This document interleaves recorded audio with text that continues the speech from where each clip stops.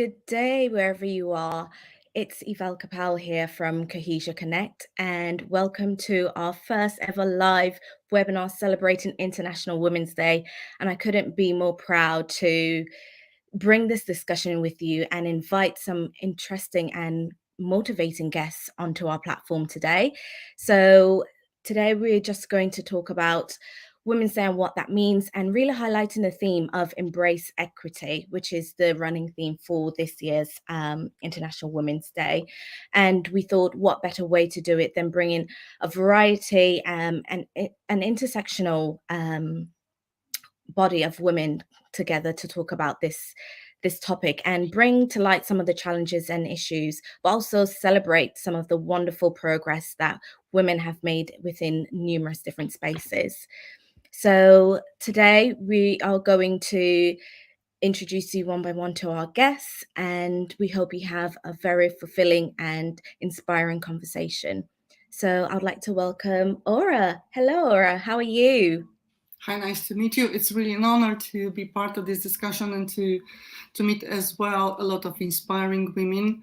I'm really humble and honored as well to be part of this amazing initiative. I think that you and your colleague had a wonderful idea to come up with this extraordinary, profound theme, embrace your equity. But first of all, if you want, I can introduce a little bit myself. I'm the founder of Growth Mark Consulting. It's a company based in London, providing strategic marketing for responsibly growing companies. So far, I have I could contribute to transformation of 22 global brands, starting from FMCG to industrial areas. But always using the business force for good. It's one of my credo. I grew up with and learned from the best.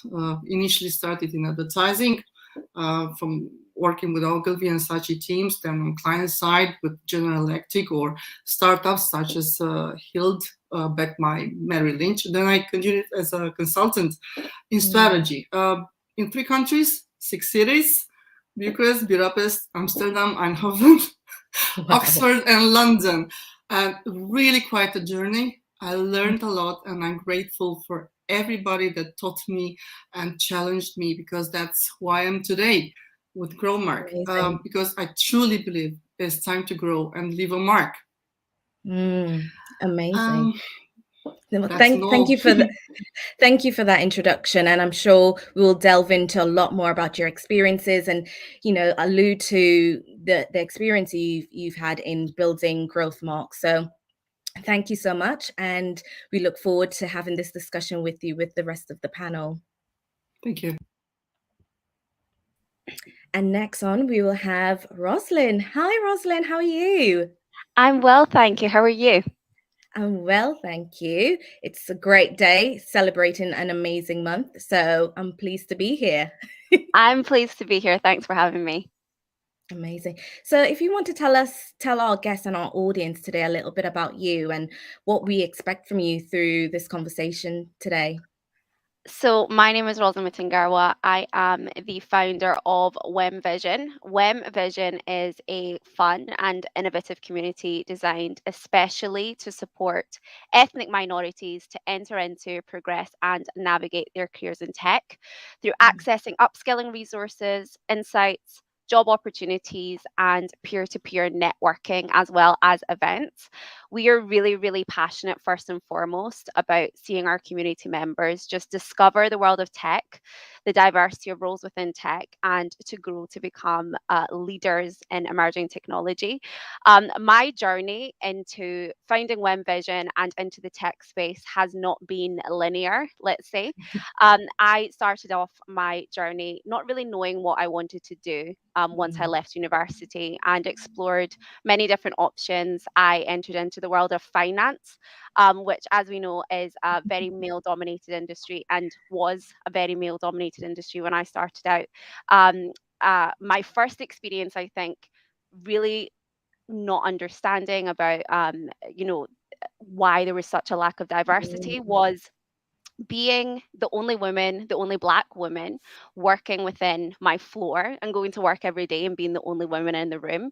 And so I was really confronted at a very early stage in my career with the importance of having diversity within an organization.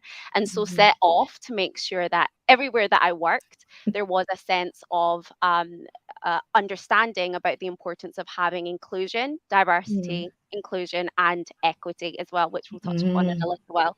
So that's a bit of my background. And in terms of WEM Vision, we really just want to see the tech industry, another very male dominated industry, become more diverse. And because tech is really for everyone. So that's our mission.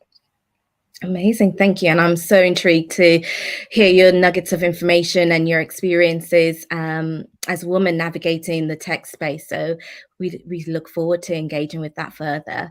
And next on, we will have Yasmin.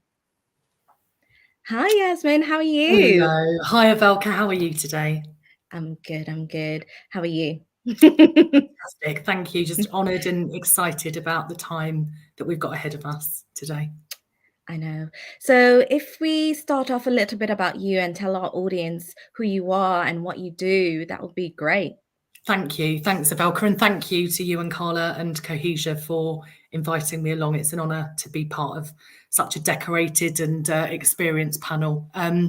So I'm Yasmin Sidhu, the founder and CEO of Hustle Limited. We are a software developer and incubator, we believe, of small businesses and growing businesses. So we're obsessed with helping sprout ideas and take them and nurture them from being a notion to a tangible product in the marketplace that can do good. And we also help more established businesses to digitalize their offerings to become more efficient. The triple S in Hustle means something, and there's some provenance to that. So it's a kind of take on the triple P, if you've ever heard about that, and it's to do with scalability. So I'm passionate as a sales and marketeer by trade, passionate about scaling businesses and helping them to grow. But it's equally important to us that we do that with sustainability and social impact in mind. And sustainability to me, means, of course, the environmental stuff, the stuff that we see and hear about very often, but it's actually also about the people, the community that we represent and that we look to serve. So diversity and equality is very important to me. I started out in tech in the late 90s. I'm very lucky to be part of a very exciting security software company with quite a few leadership positions occupied by women, and I thought that was the norm in my sort of late teens and early 20s. And it was only once I'd moved on from that I realized that actually that was an anomaly and that wasn't the norm. So I've spent the last kind of 23, 24 years finding my place in technology, and I'm really proud, and we're proud, myself and my colleague Nicola, to be founders of a tech startup where in a space where app development and software development, it's not common yet. It's still not common for that job to be occupied by women. So keen to represent my intersecting identities, which is as being a woman as I identify, and also being Asian as well, and a second generation migrant to the country. So very proud and very happy to be here. Thank you. Amazing. And I think we are going to really touch upon that intersectionality once we've kickstart the panel discussion, but I'm really intrigued. And for those that don't know, we work really closely with Hustle on a really big project that we're going to release in the near future. So watch this space as we continue to grow and, put Cohesia Connect on the mark. So thank you, Yasmin. And last but not least, Cynthia. Hello. How are you? I'm well, thank you. How are you? I'm fabulous. Just so excited to be here and participate with all of these amazing women in today's inaugural International Women's Day show. So thank you. No, it's our pleasure and thank you for being here as well. I think what for us, it's really important to have a variety of voices representing all sections of society. So I'm pleased that you said yes, and you decided to join us on this day, especially ahead of International Women's Day on Wednesday. So if you give the audience a little bit of an insight as to who you are and what you do, that would be great. Sure. So, Cynthia Fortledge. So, CAS Services is a D&I consultative organization, but I'm also a very prolific public speaker. I've been fortunate to work around the world, over 400 engagements in 30 different countries. And that has given me an amazing global perspective as not only a woman, but as a transgender identity, because for International Women's Day, they're not two different identities. They're not competitive identities. They're both me, and therefore they are unified. And the fact that I have been a national leader for Women's March Canada, the feminist movement in Canada, when a certain President Trump was elected, that has also an international movement. I was so proud to learn and to represent all women across Canada and to bring that very intersectional lens into it, but also realize how much I had to bring, because it originally came from my corporate background as a C-suite technology executive, a CIO. So you want to talk about tech in the 80s, the 90s, the noughties, the teens.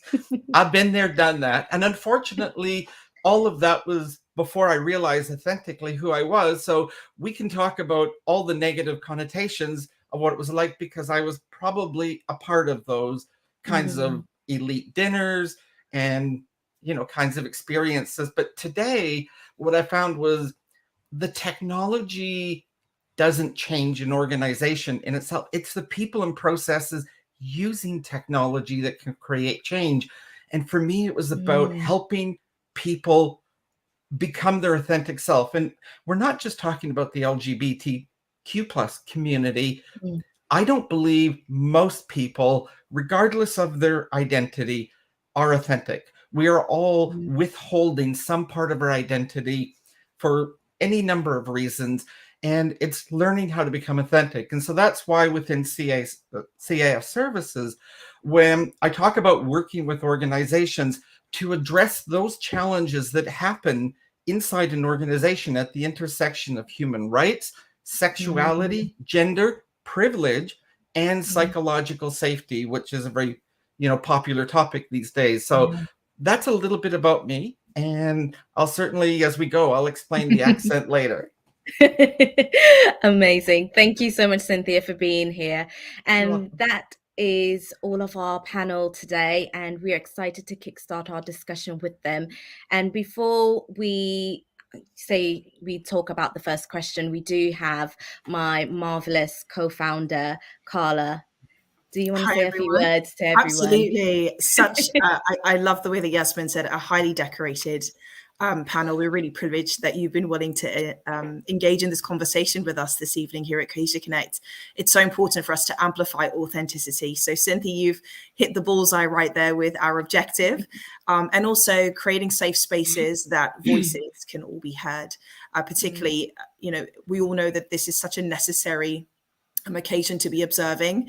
I know it's been given a day, but a lot of us will kind of examine and observe this throughout this month, but really looking at pushing forward about, even though we're speaking about it's International Women's Day, it's about everybody.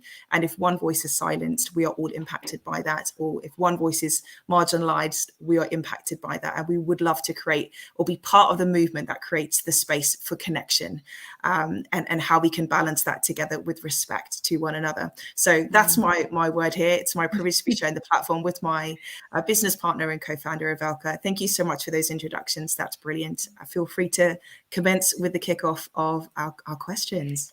Yeah. And for our guests listening, wherever you are, feel free to engage with us on the platform, comment. If you hear something that's inspiring, do let us know in the comments below. We do want to create a safe space for everyone. So we want to dedicate this platform and, the introduction of our guests in building a positive and safe space for them, as we discuss some sensitive issues and topics around women and the challenges women face. So please be inclusive in your comments and engage with us and let us know what you've learned from the discussion we've had today. So the first question I would like to kick off for all of our panel, and we'll go around, is what does embrace equity mean to you? That's the theme for this year. So if we start off with Yasmin, tell us, what does that mean to you? What does that mean to you? So that, I mean, it's a fascinating topic, and what it evoked for me when I first read that question was I've been parts of conversations where I guess there have been question marks about why there should be awards for women in tech, or why there should be segments and separation for different gender identities and representation, I suppose. And my question's always the same, which is, why do we have pride? Why do we have other types of I guess experiences and conversations about underrepresented groups? And that's kind of what equity and equality mean to me, is that actually, while and until women are fairly and equally represented in certain sectors, then we need overrepresentation. And that's my personal belief. And that's kind of a starter for 10, if you like, as to my journey. But I've been in some quite impassioned discussions about it. So particularly Women in Tech Awards. Well, why can't women just compete on a level playing field? Well, you tell me, why can't they? Because to me and to all of us, I think, those issues are so complex. And this isn't about, vilifying men per se, or different genders or different identities. It's about understanding the systems that, the history of these systems, where they came from, and redirecting where they're going to make sure that we're taking a bit more of a purposeful view on the direction in which the future goes. So that's kind of my initial thoughts that when I saw this point about equity, is that we're not talking about equality, because actually there isn't equality right now for us to compete on a level field. So yeah, and I'm sure I'll hand over to the rest of the panel to add to it. I'm sure there'll be lots of lovely comments from that. Yasmin, I'm so happy that you mentioned the idea of operating on a level playing field, because I think that's really something that resonates with me in terms of what I think about embracing equity. Embracing equity for me means that we live in a society where everyone is given the opportunity and the resources and the tools in order to be able to operate on that level playing field. But an essential component, and I think the differentiator, the key differentiator between equality and equity for me, is that we need to recognize that not everyone has the same starting point. And so we all have different backgrounds, whether that's socioeconomic backgrounds, ethnic backgrounds, neurodiversity, age, gender, or even a mixture, as a lot of us here have said. There's an area and an issue of intersectionality that sometimes comes into play. So when I talk about equity, I think it's really about understanding that inherently everyone has varying access to resources and to opportunities and to privileges. And so those with less access to those privileges and opportunities may need additional support in order to take fair advantages of the opportunities that are available to them in society. And so that might mean taking that extra step and having the Women in Tech Awards so that we can bring awareness to certain issues, and having Pride so that we can also highlight these issues and take that extra step so that we all one day, fingers crossed, can operate on that level playing field. But right now, we need to take those additional steps to get there. It is true. There are some industries which are dominated by men. You mentioned the tech. I used to be an engineer before becoming a marketeer. I work in a research institute, and yes, it was dominated by male at that time. I don't think it's the same today, but I would say for me, especially, what means embracing equity, it's rather something that transcends women, men categories, like you, Yasmin, mentioned.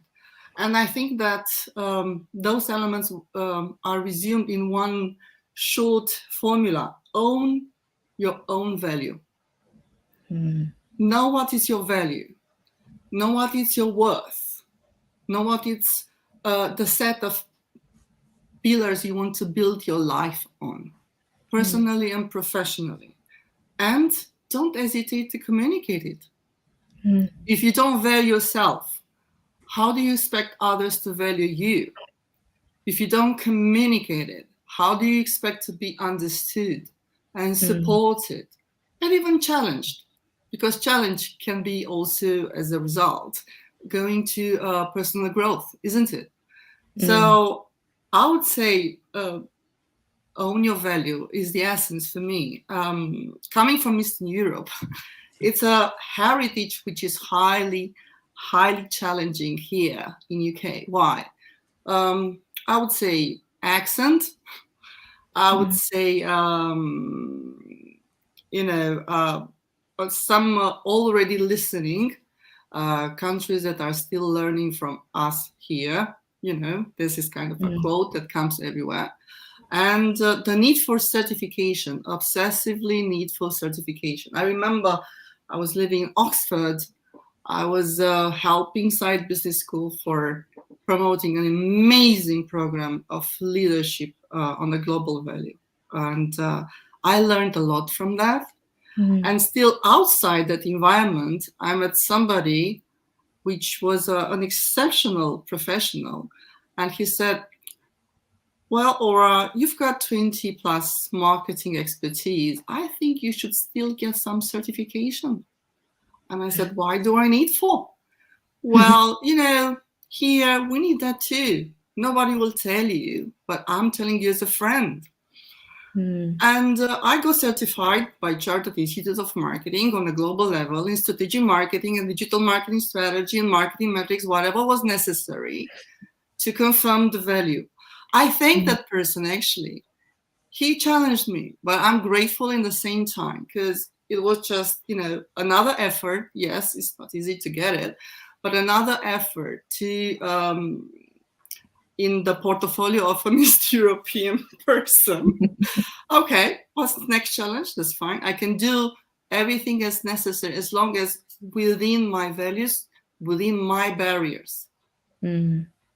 So it's very important when we talk about your own value to know what are your barriers. What do you want to accept when you want to grow, when you are open from others' feedback, and what you don't want to accept.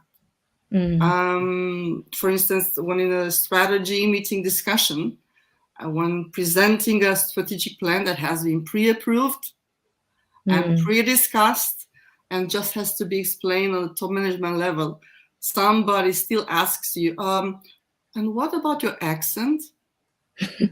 Well, it's London, of course. That was my answer, right?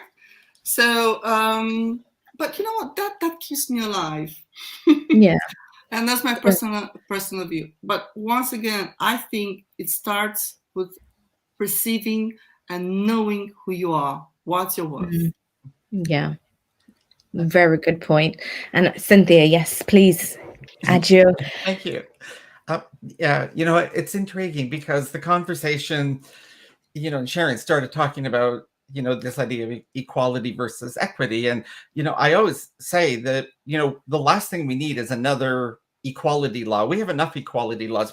We're not experiencing it. And the problem is because we are not equitably having access to what those laws are supposed to mean. And that's really, the process that we run into as founders, all of the companies. I haven't gone the journey of, looking to seek, capital from the venture capital market. But, the women that I know, less than 2% last year of all the VC money went to women-founded businesses. That's not equity.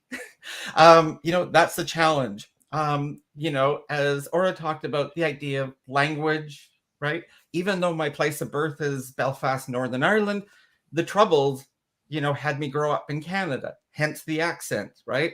I jokingly refer to that as my first transition in life because, learning to literally grow up in another country was such a challenge, and learning to overcome it. But I was carrying a lot of privilege, that Roslyn was talking about, this idea of, because I was a white, I thought at the time, cis male.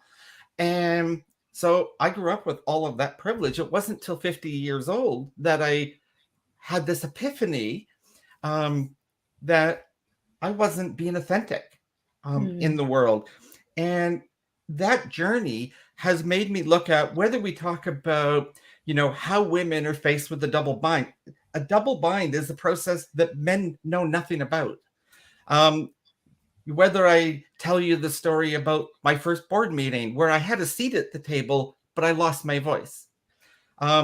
Or one of my first meetings that I went to where I was the subject matter expert, having at that point spoken in 10 different countries about a particular technology, and I had it mansplained to me by the men in the room.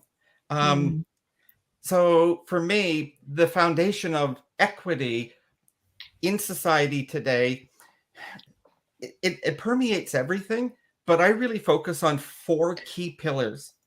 One is healthcare, whether we're talking, bodily autonomy, reproductive healthcare, the menopause, doesn't matter whether, it's regardless of the journey that brought us to our womanhood today, we are not equitably having access to healthcare that helps us through the stages of life. The second is representation, whether it's in corporations, whether it's in government, places of power, right? Power and privilege. That's where allies come from. And in those places of power and privilege, we are not equitably seeing the representation of people who are like us within those places. We're also not enjoying the same economic equity as others. And that is not even equal amongst women. I'm sure if we compare stories here, we're going to get some very different stories. It is not, quote, the average 83 pence on the pound story or 80 cents on the dollar for those in America. The simple fact is that even within women, it is very much a graduated scale based upon our identity that is not equitable. And so we need to be addressing that at many layers. And finally, the one issue that most of us seem to be able to agree to is we just don't feel safe in society at large. Whether we're walking down the high street in the middle of the day, we don't have the equity of safety. I can tell you that as a perceived white cis male, safety was never something thought about. I call it the first loss of male privilege that I actually had. So when we talk about this idea of equity, I want to embrace equity, but for me, embracing equity is not this idea of the Photoshop of going around and hugging ourselves. It is helping uplift another woman in order to be successful, because I know in many places and many spaces, I am carrying privilege, and it is all of us to use our power and privilege that we have in those spaces to uplift other women into those. So that's my take. No, thank you all for your take and your perspectives with embracing equity. And I think Carla and I would agree. We thoroughly believe that embrace equity is leveling that playing field that we all touched upon. And Cynthia, you talked about the different spaces in regards to privilege and power. I think that's so vital to this conversation, and understanding that equity is also embracing those privileges and power to uplift one another, because as we all rightly touched upon, there is a dynamic as to the intersectionality of women. Even within women, there is so much disparities that we come up against. And how do we ensure that equity, that we embrace equity for everyone within those different intersections, and help to remove some of the barriers and the glass ceiling effect within corporate organizations? How do we move beyond that? And for me, accumulating all of your ideas and your perspectives, for me, embrace equity is about ensuring that there is a voice. And for me, embracing that voice and giving everyone the voice where they can be heard and they can be listened to and they can be supported by one another is really important in how we advance. And the basis of Cohesia Connect is embracing that voice and encouraging stories like this to help us move and push and challenge and change the narrative.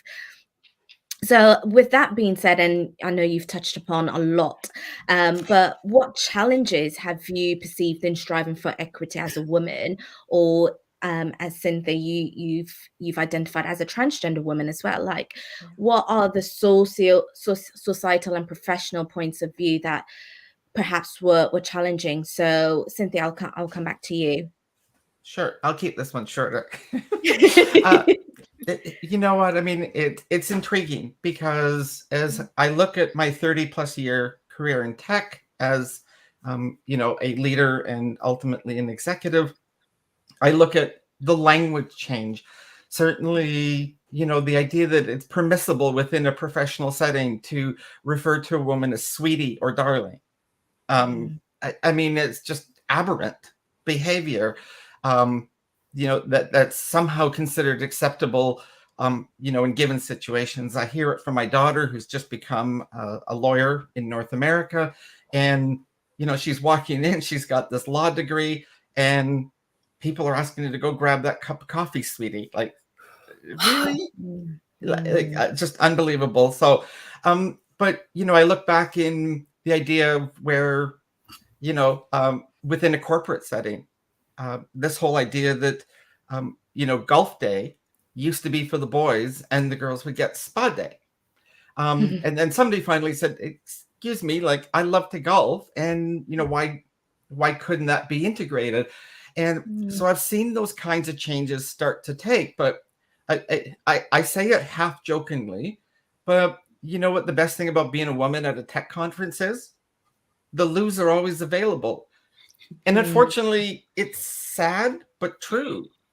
The fact that was one of the most notable impact at most tech conferences was the domination. And I've seen diversity within the men attending it. That has gotten much better. But now we need to include everyone. And for me, that's really where it needs to change. But unfortunately, within a corporate setting, and I've seen it firsthand, is women have experienced the double bind. For those that aren't familiar with the term, women on the soft side, if they're leaning into their much more maternal kind of setting, then they're too soft, they're not leadership material. And if they're on the opposite end, then they're too hard. And typically we get titled with a capital B in terms of our behavior. And it's like, well, there's no win. There is no place that we can do this. And again, that's a concept that men aren't held to. There is no version for a spectrum of men. It just doesn't exist. So that's another challenge that women face in a professional setting these days. Thank you. Yasmin, I heard you huffing, so I'll come to you. It's just golf. You know, don't get me started on golf days, because it's, you know, it's kind of a bit of a tongue-in-cheek thing, but it's some of these systems are massively exclusionary, even if, and then it's the kind of, well, it's only a golf day, you know, come on girls, you know, like, okay, sure. It's and for me, yes, I've experienced those external challenges that you described, Cynthia, and I'm sure that we've all experienced them, and the audience, and many more. I guess for me, the loos started to get busier, I suppose, and have done, you know, through my last round as a kind of head of sales at a very big IT company.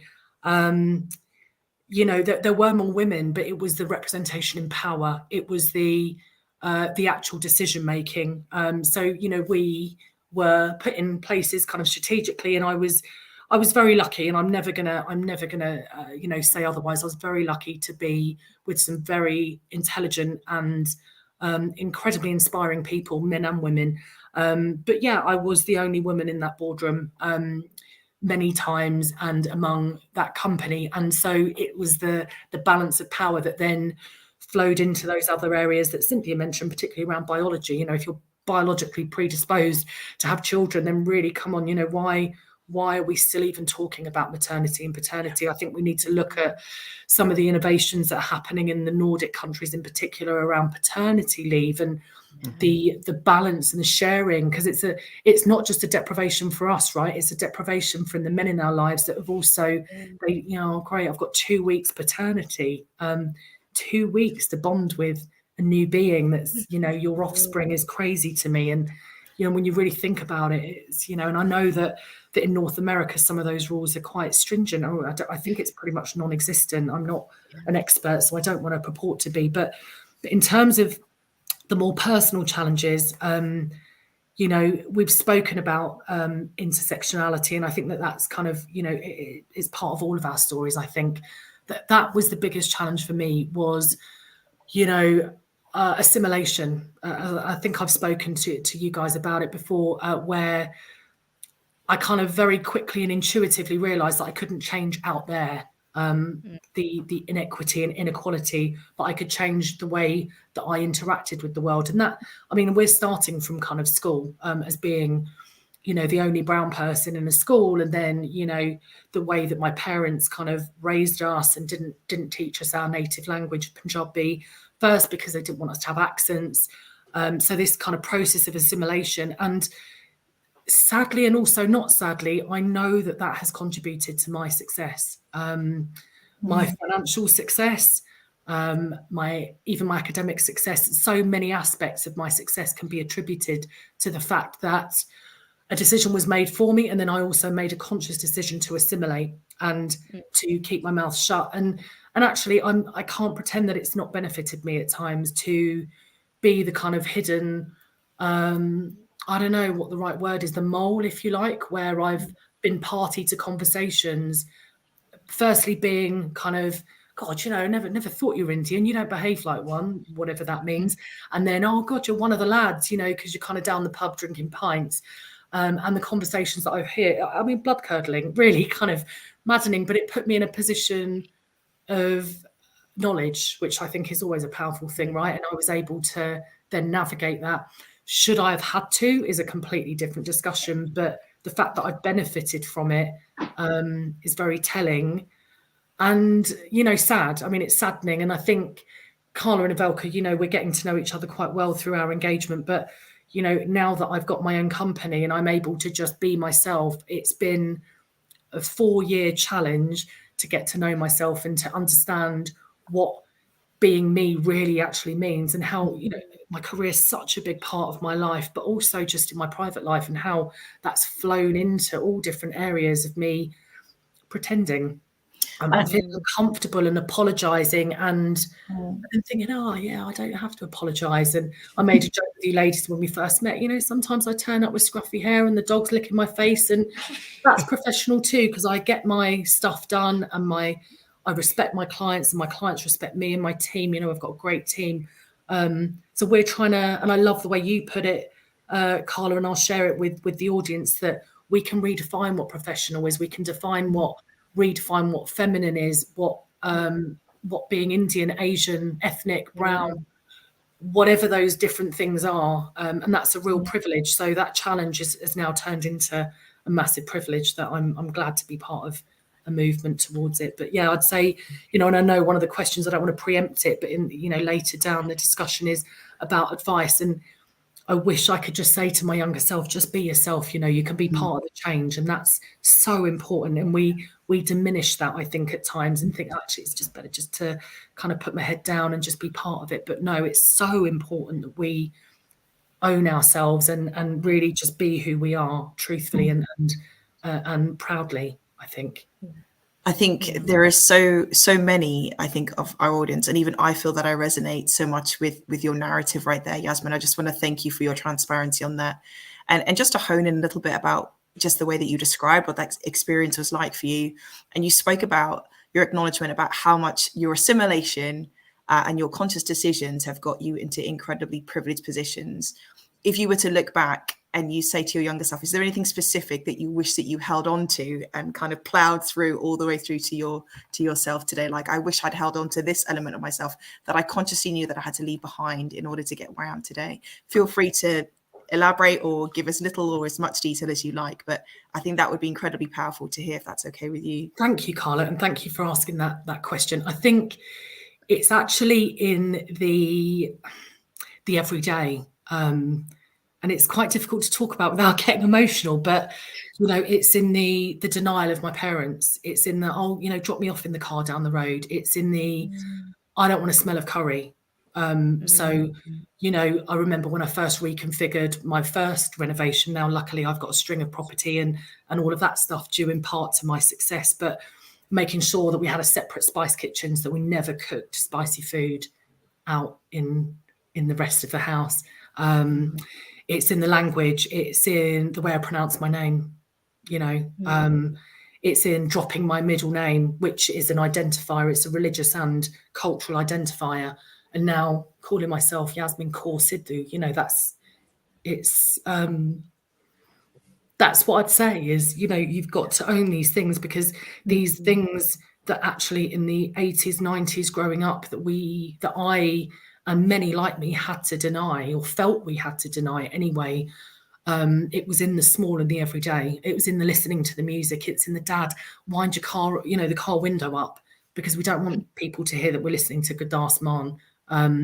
It was all of that type of thing that actually I'm just so proud that, my nieces, my nephew, they go into school on book club day and they're talking about literature, our literature, not just Harry Potter, which is amazing. I love Harry Potter, but it's in the minuscule detail. I think that because everything starts at home, right? It starts with you looking in the mirror in those micro decisions. It's about the makeup we wear, how we wear our hair, everything, all of it, beginning to end. And it's that home confidence that I really believe enables you to thrive. The tree with the strong roots and all of that stuff. So that's what I think I've grown back into, and I love. But I also appreciate that it's environmental as well, that actually there's a lot of externalities that are enabling me to talk about my Punjabiness, and social media plays a big part in that.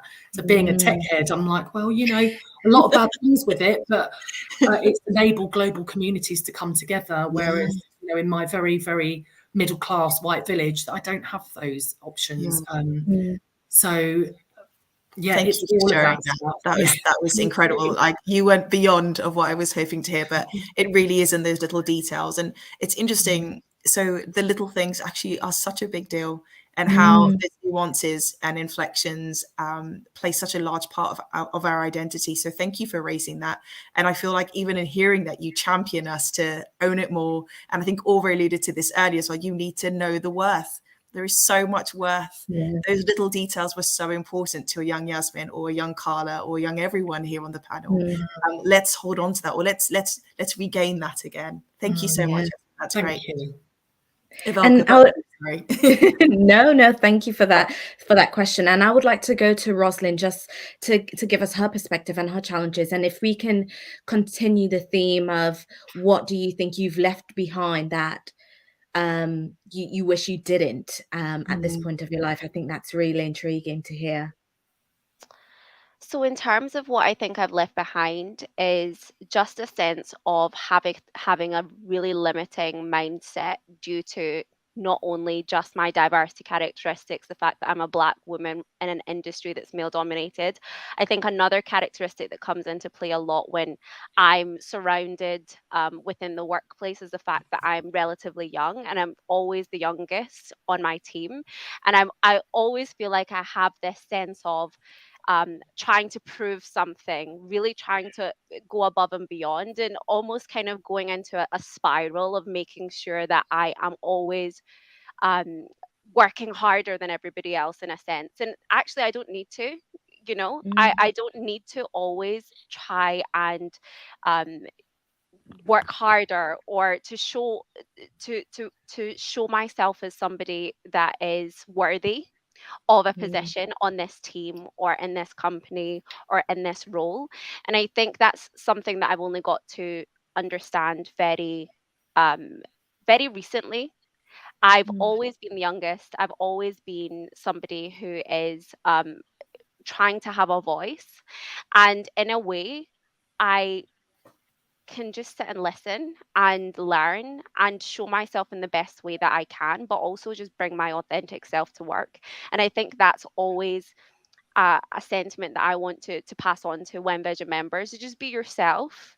You can work hard, you can show yourself, but you don't always need to feel like you have something to prove.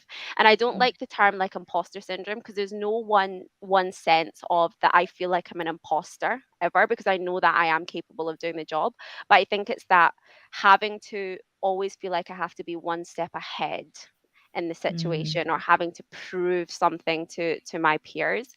Um, but then it also connects quite a lot to being to salary and pay. And I know, Cynthia, you talked a little bit about the gender pay gap, and I have had an instance in recent years where I had worked really well in a company. I've been promoted twice in the course of 2 years, and at each juncture I was always asked, what's your salary expectation for this role? And being new into the workforce at the time, I had always just thought, let me just do my research on, Glassdoor, on Indeed, really just trying to get an average of what I think I should be earning.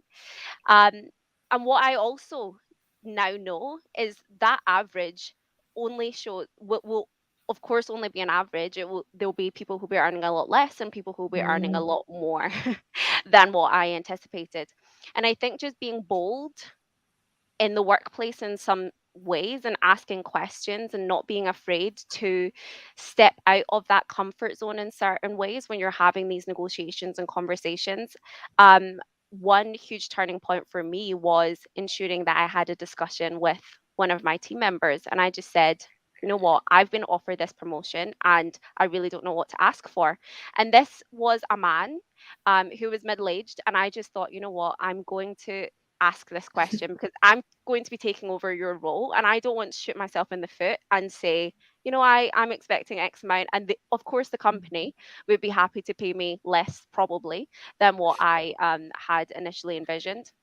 And by having that conversation, being bold, also just understanding your worth, and I'm so glad that I've heard that saying quite often within this panel, is I was able to negotiate 40% more than what I initially had thought, just by having that conversation and him instilling in me, Roslyn, you are a great performer.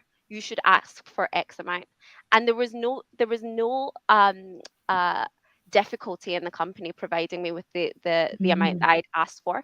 But it's about not limiting my own belief because of my age, because of my gender, because I feel like I need to prove something, and then undervaluing what I actually bring to the company. That's what I want to leave behind, making sure that we understand our worth, but don't feel like we always have to go above and beyond just to exist in an organization.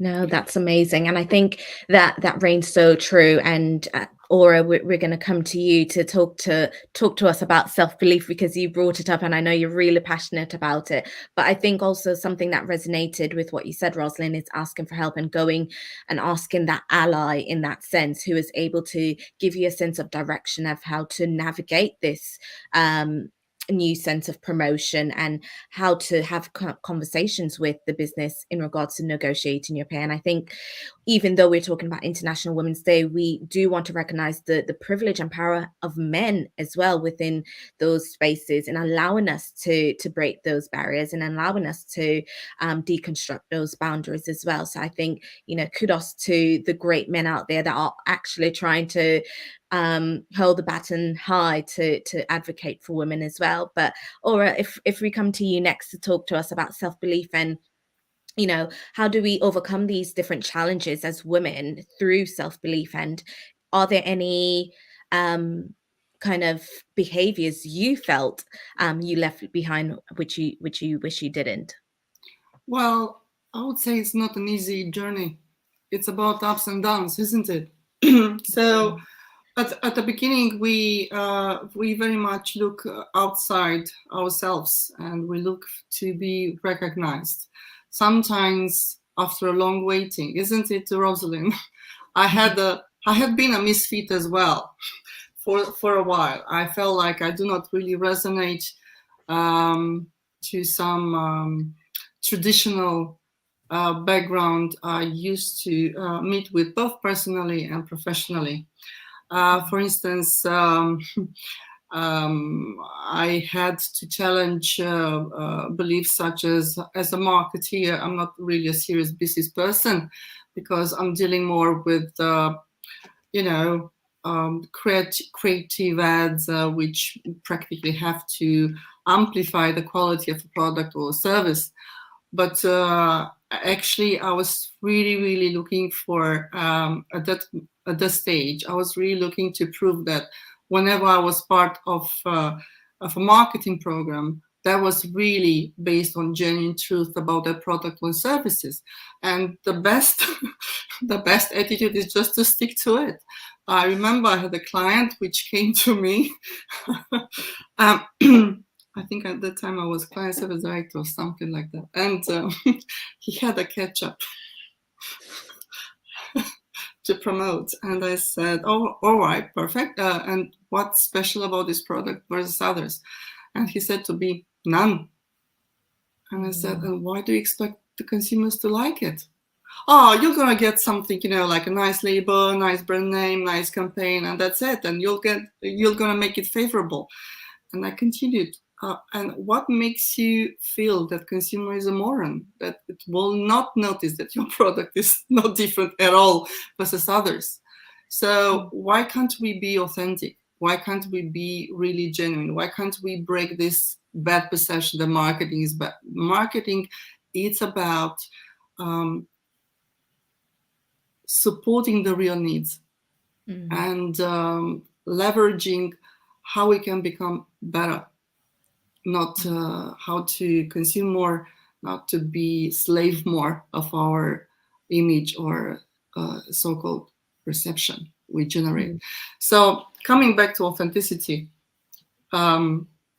yes, there were ups and downs. Yes, sometimes I was credible, sometimes I was not credible, but I sticked to my values. I knew that I was believing in authenticity, and in the end, I think I won. I had really memories such as, which for me sounds unbelievable now. So as a strategic consultant coming up with formulas, I was in numbers and statistics. I got remarks such as, oh, so you like numbers too. You're not coming only with creative concepts. I was like, no, it has been statistically validated. And more than that, I've been checked. First of all, I've been checked on my ROI formula, return on investment. First of all, he asked me about what is a ROI, and then he checked if I calculated correctly. So this kind of challenges, and I kept my blood very cool. And I said, you know what? Okay, he will get it. He got it. And then we build it together.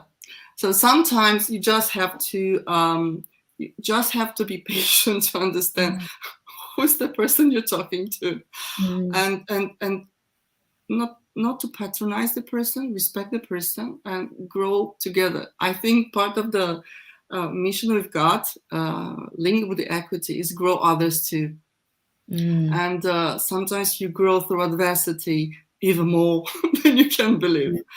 If I can still laugh today, is because probably it's a heritage that I got from mom and dad saying, you know what, nothing until or what Americans are saying as well, right? So there is nothing that can make you what doesn't kill you make you stronger, right? Yeah. So that's what I got from them.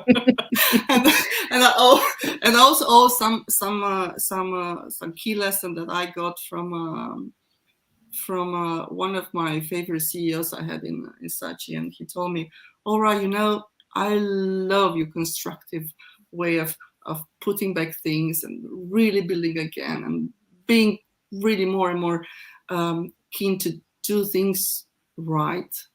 Do also the right things, he said.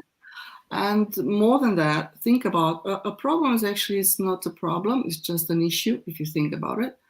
And if you look better, closer, it's not an issue, it's just a challenge. And that changed my life. Yeah. It Wow. really helped me to change my life. And I teach others as well. I presently, for instance, I'm a guest lecturer on International Hold Business School. I practically got in touch with more than 150 students talking about building brands with purpose, creating startups that include purpose, not just silly sales targets. Because otherwise they won't stay, they won't grow sustainably. And Yeah. I even had a chance to mentor some great kids. And one of my latest success is Thea Kari from Sweden. She's got a known bakery business. She totally believes that, and she's such a smart girl, and still she had her insecurities. That so we discussed this during this mentorship, and in 6 months of mentorship, she she told me one day, Aura, actually, I think we touched 10 times more sales increase volume, just because she understood much better about how good she is, how right her business can grow. And I just helped her to see that. Well, she says that I made her come to the conclusion to how to build a business. But you know what? That's what we should do. We should help others to grow, but in their own style, and respecting their values, and trying to discover what's best in them. So this is what I did. And I'm trying to do as well. And I think something you said, Carla and I was at a Women's Day conference this weekend, and they were talking about celebrating our achievements. And I think women especially have this tendency of not really taking the microphone and shouting from the rooftops some of the achievements that we've done, and some of the things that we've achieved, even if it's the smallest things. We have this tendency of keeping it, or not talking too loudly about it, because we don't want to hurt someone's feelings, or we don't want to feel like we're being better than the other person. But I think we should be singing from the rooftops and really celebrating our success. And I think that allows us to give a voice to our abilities, our opportunities that we can have access to, and who opens doors. Because I think by allowing that voice to come through, and men do it all the time. For the littlest of things, they tell everyone, why don't we? And I think that's something that we should really, as women, hone in on and celebrate and shout from the rooftop. We've done it, we can do this, and really put ourselves on the map a little bit, and give ourselves that self-appreciation, which will then help with our self-belief. So no, thank you, Aura. And I guess I have two final questions, but if you can merge your answers into one, that will be quite interesting. But what would you say would be the future for women, and what advice would you give to aspiring women from all intersectionalities, or even from your own experience? What would you say to, Yasmin touched upon her younger self as well, but what would you give someone, a young girl aspiring to be like you, or aspiring to be in the same industry as you, and what can you see happening next in that next generation? If Shall we we come start to, with, yeah. I'll come back. Yeah, I'll come back to Roslyn. Yeah, so from my perspective, I think the best career advice that I've ever received, or advice in general that I've ever received, is it's really important to create your own way and pave your own way. Nobody cares about your career as much as you do. Nobody cares about you as much as you should, right? So in terms of really being able to take control and ownership of your life and where you want your life to go, it's ultimately your responsibility. And it's obviously amazing if you have supportive friends, family, and employers to help you do that. But I think whether it's your career or just your life in general, I think it's your responsibility to understand your vision, where you want to get to, what individual steps that you need to take in order to get to where you get to. And I think doing that exercise, whether it's on a monthly, quarterly, annual basis, will really help you to understand where there are gaps in your life. And it might be gaps in learning. It might be something new that you need to get to grips with, or something that you need to work on internally for yourself. But I think taking that step back for yourself, understanding you as a person, it takes work. You don't just go through life and expect to understand who you are. You need to check in with yourself. You also need to understand where you want to get to, so that you can understand what you need to work on going forward. So even if it's your career, having a clear vision is very, very important, and setting yourself goals, measurable goals that you can look at the end of the period, see have you achieved them and what do you actually need to do. So goals, strategies and objectives are not just for work, they're for your life too. And it can be working on soft skills. It can be working on just yourself. Do you need to speak to someone? Do you need to go to therapy sometimes? I know people don't like to talk about it all the time, but sometimes you need that external help. And I think you only really understand that if you have done a bit of a self-evaluation. So don't be afraid to look inward and do that evaluation regularly. And what do you see for the future of women?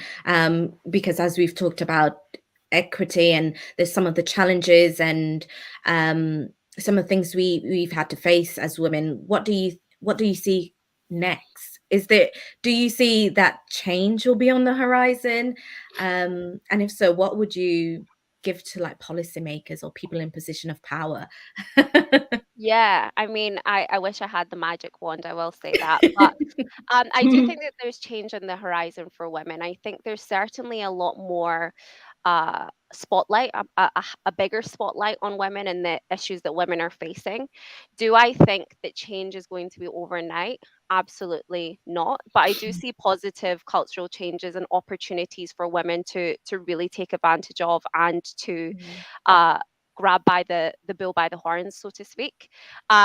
When I look in my own industry, particularly because of disruptive technologies, and we've been talking a lot about automation within the tech space, there is opportunity, but there's also risks for women. We know that disproportionately women are impacted by redundancies. A lot of the work that's been done in terms of the World Economic Forum and the research that's been done around workplace automation, we know that women are more likely to be impacted by the redundancies as they implement more technology and more automation within industry. And so there are about 85 million jobs that are being potentially lost over the next 5 years, that are impacted by automation. But on the other hand, there are 95 million other jobs being created, right? So for women, there is an opportunity to learn something new. There is an opportunity to explore different industries. There's also an opportunity to reskill. There's also an opportunity to really just see the initiatives that are around them. I'm in this space, so I know that there are so many opportunities out there, but it's all about grabbing onto that knowledge, so that you have the power to make the decisions that are right for you as a woman. And so knowledge is power. And I think it's really important for us as women to help other women. I know this is a theme that we've spoken about. Help other women see the opportunities out there, so that women can have the power to make the decisions for themselves. And so even if there's lots of changes in terms of technology or in industry, the power is still in the hands of the women to really take hold of the opportunities that are out there, and not be impacted as much by a lot of the changes that are happening in society, and specifically in the technology space. Great points. Thank you. Cynthia, I'll come to you to get your perspective on that question. Oh, you're on mute. There we go. There we go. It's an intriguing question, because when we look at where we have come from as women, I mean, we're still talking about pay equity. Legislation was in place a little over 50 years ago. They called it pay equality, but we're not equitably seeing that today. So, that's a challenge. And the women's movement over equal rights of women to participate in all aspects of society started in excess of 150 years ago, and we're still fighting it. So I continue to see the world of business and every day for women as an ongoing battlefield. And I think we have to remember, because I don't believe we've explicitly said it, is women are the largest group of marginalized people on this planet. And so within society at large, we need to continue to kind of move it forward. And I think there's a couple of things to the other part of the question you were asking. And, one is, I think we all know, certainly to my younger self, is, stop listening to everybody else. But we also have to, and it was really talked about, this idea of imposter syndrome, so forth, is kind of how we talk to ourselves. And I always talk about the FUD factor, FUD, fear, uncertainty, and doubt. That's the voices that we talk to ourselves. And it's either creating fear, causing uncertainty, or raising doubt. And the whole idea is we have to quell those voices to allow, as Roslyn talked about, to allow us to actually look forward and, have that aspiration to go forward, because there really is no such thing as, women's jobs, men's jobs on the large part of society today. And so it's simply, who do you need to be? So, I think back to some of the early projects, whether we talk in the STEM, or STEAM, depending which version of the acronym you prefer. But within the whole STEM line of business, it has been dominated by men, but very much is a place for women to deal with it. And so much has changed, and so much is changing in the world today, where women have an opportunity to provide their unique insights in order to change it. I mean, when we talk about AI, there's an entire movement of women in AI. And the simple fact is that most of the coding, that's been done and what people have experienced so far, other than ChatGPT, which was created by a woman, CTO, but the simple fact was that at the end of the day, that has typically been male-based development groups that have created those solutions. And therefore, there is no women's perspectives in the world of AI. That's a whole aspect of industry that absolutely needs women to get involved in order to create new career opportunities going forward. But, so is executive and management leadership. We could talk about any number of industries. Unfortunately, unless you're in something like a not-for-profit sector or a social industry, where there is almost parity, equality with women in leadership positions, almost every other industry, it's not. In tech, globally, it's at 23%. Women only occupy 23%. So there's lots of room for, women to see themselves, being uplifted into and taking those leadership roles going forward. But realizing that one woman that I had a great admiration for, it taught me very early on that, when we get dressed in the morning, I'm putting on my armor.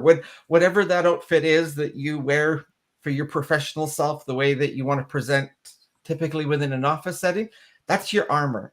Because every day we are going to battle in order to create change and help uplift each other so that this future can be much more feminine than it has been, and it certainly is deservedly should be. Thank you. No, that's very powerful, and I think it resonates a lot with what we were talking about, and made us really reflect on how we view society, and hope for change to come. So I'll come to Aura to give us your perspective on that question. Well, I see that change because I speak with students, so I like to say that I kind of touch the future. So what I noticed, and I'm really, really proud about them, is that already half of them are young entrepreneurs, which we barely dreamed some time ago, isn't it? And I find it amazing. It's about courage. It's about trying to define who they are and try to make things work. I think they just grow faster. I'm looking to my daughter as well. She she graduated from University of the Arts. She's a concept artist for online games, and she's amazing. She gives me so much inspiration. So I learn continuously from them. It's just amazing. She just pictured me. I think we had a discussion today, and she said to me, Mom, if I would create a game, you could be an interesting character. And I said, oh, what would I be? And I said, let's play this game. So she said, I have this favorite game. It's about two penguins that are connected like a wire between those, and they try to climb a mountain. It's interesting, huh? It's a good metaphor for teamwork. And at each level of the game, you get a penguin which can advise you or not, can mess you up. And I see you as like, if you would be a character, probably you would be a penguin that appears somewhere on the later stages when I'm close to the top and I'm trying to jump and I cannot do it. You can visualize it. She's amazing the way she's describing. And you would be like a penguin with a red coat. Red coat, that's a real penguin you have to talk to, she said. That would be my character thinking, she says. And why is that? Because, well, that penguin must know something that can help you to jump, to get to the top. So she would come to me, that character, and she would say, did you try this? This kind of spiral way of jumping and getting to the top. So this is how I see myself when I talk to them. They are already there, ready with energy and great ideas. And all I do is just facilitate to spin faster, but successfully and in alignment with their values. So how I would define the future, I truly believe that these gaps will get reduced the more we evolve, and it's up to us how fast we want to evolve. I also see already that they believe more and more in values. They are more and more selective when we buy things and products, services. If that company really respects the consumer, really respects their employees, and that's really wonderful. And I think as a consequence, we'll have more and more purpose-led companies. And if you think about it, there are already statistics by McKinsey, Deloitte, and Harvard saying that a purpose-led company that is also having profit has 30% more innovation potential, develops 3 times more than their competition, and the well-being of their people is 8 times higher than their competition. So why would you waste that opportunity? So I would say it's time to grow and leave a mark and integrate people, profit, and purpose. Amazing. Love that. Really, really do. Yasmin, we'll come to you to end on this really intriguing question, and such a variety of responses, and I'm here for it.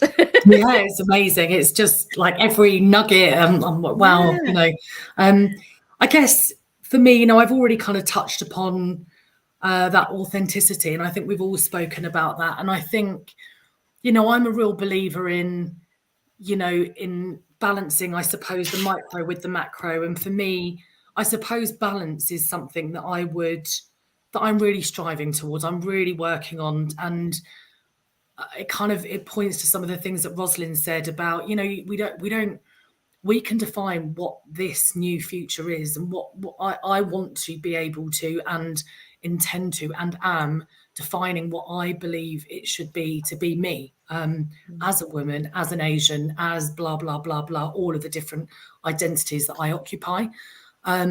So for me, I think balance is a key piece of advice, and that does lead into what I was talking about with assimilation, and just making sure that it's not about, it's overly simplistic to throw the baby out with the bathwater.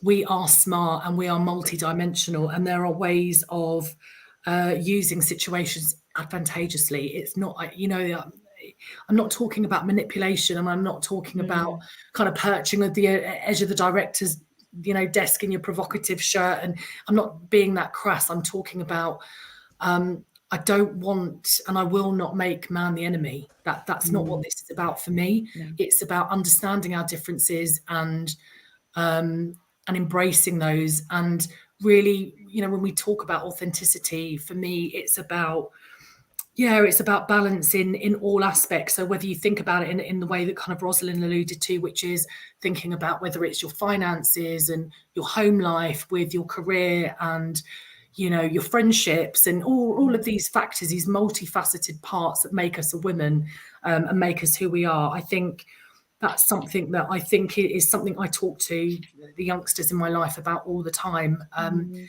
then in a similar kind of vein, when I think about the future, I like to also balance. I'm always talking to my friends about this pendulum, you know, this extremism, that the pendulum swings one way and then another, and actually it should settle, and it could, and it normally does. Nature normally lets it settle somewhere in the middle.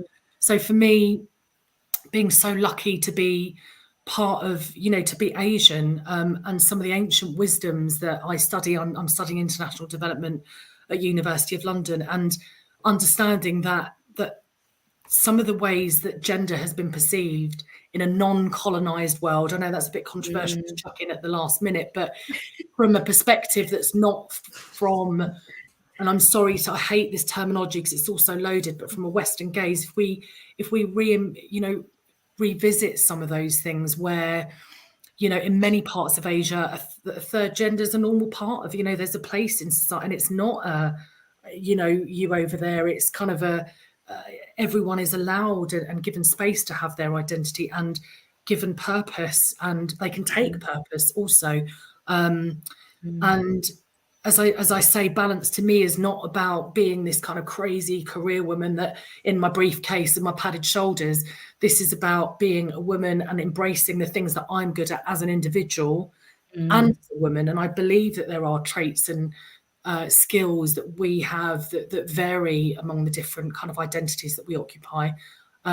So for me, it's about future gazing, but with that beautiful ancestry that we've got in mind. So the part of technology that I love is how it intersects and mirrors nature in its in what we're trying to recreate, you know, the patterns and the systems of thinking. We're actually trying to recreate nature in it. And I think if we can somehow find that balance between the past and you know, this future, so that we don't walk away from what's gone before, and we use technology to understand all of these intricate and complex global systems, I really think we could learn a lot from it. And actually being part of this, I know that I'm not here to kind of wrap up, but just meeting you lovely ladies from all over the place, you know, is testament to that actually we can use these platforms for good.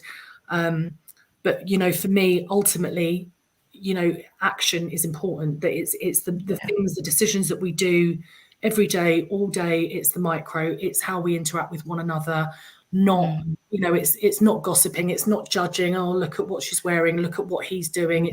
It's being good in everything that we do and doing the best that we can and improving and catching ourselves in our interactions, in the way that we live our lives. I think that's how I see life in the future for us as women, is being authentic and balanced, and allowing men who are also having a very difficult time, by the way, of understanding their place with the new and evolving world that we're living in, you know, giving them the space to breathe and be and feel the changes as well.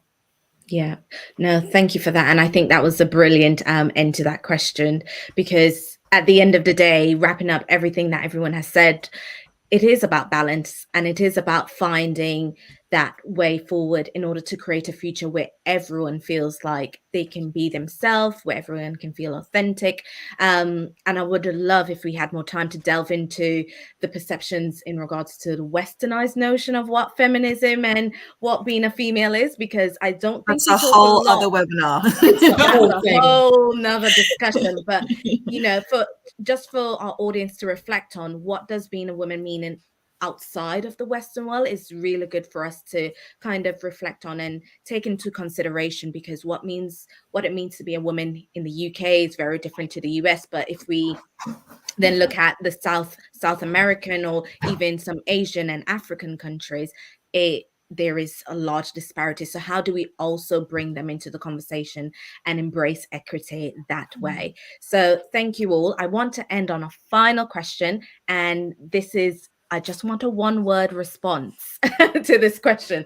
Just one word, please. What word would you use to describe women and femininity to you? So if we go around, Cynthia, what is one word that you can describe being a woman mean to you? Authenticity. Amazing. Roslyn?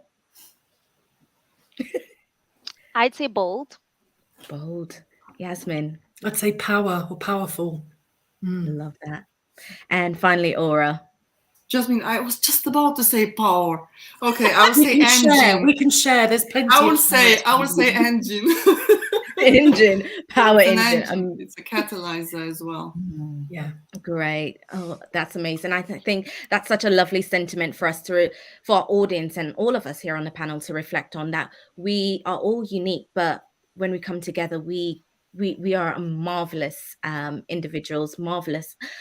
Being a woman is incredible. I don't think we've touched upon how incredible we are, and this idea of celebration. And with International Women's Day, we do want to celebrate that we all are amazing, powerful, unique, bold, authentic beings, and we should continue to hold our heads high and advocate that for all those who sometimes fail to realize. And I think picking up our sisters and our brothers who are also advocating a good fight for us to make a way forward. So thank you all today for your participation. Thank you to the audience for engaging with us and joining us today.